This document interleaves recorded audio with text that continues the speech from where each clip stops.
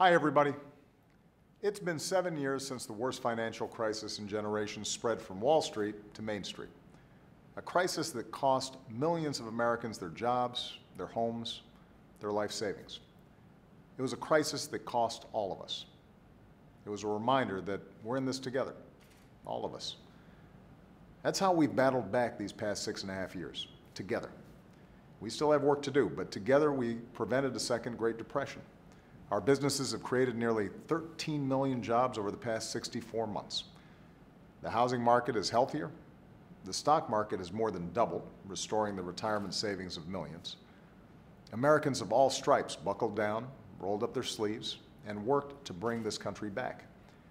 And to protect your efforts, we had to do something more. We had to make sure this kind of crisis never happens again. That's why 5 years ago this week, we enacted the toughest Wall Street reform in history. New rules of the road to protect businesses, consumers, and our entire economy from the kind of irresponsibility that threatened all of us.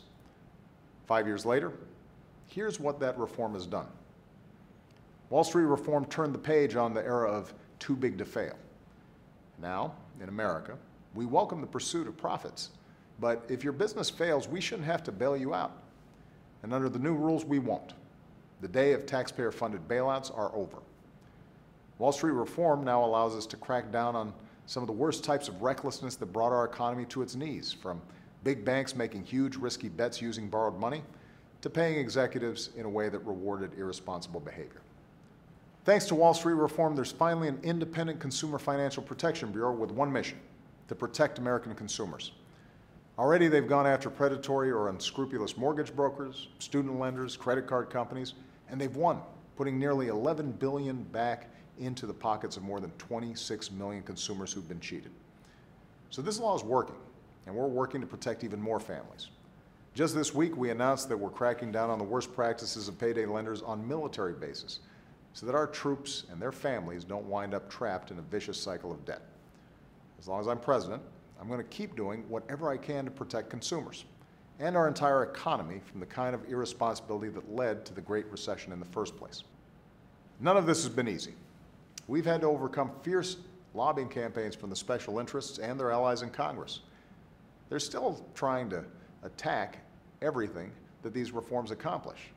They're hiding rollbacks of key protections in unrelated bills. They're blocking the financial cops on the beat from doing their job. And they continue to claim this Wall Street reform is somehow bad for business. Of course, that doesn't explain 13 million new jobs and the stock market near record highs. This law is only bad for business if your business model depends on recklessness that threatens our economy or irresponsibility that threatens working families.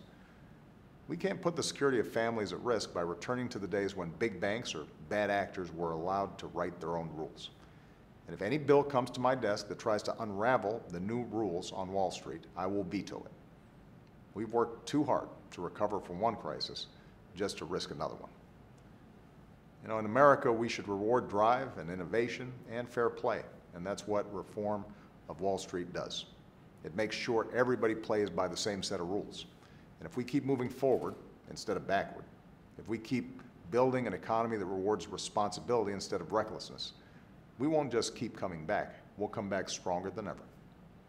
Thanks, everybody, and have a great weekend.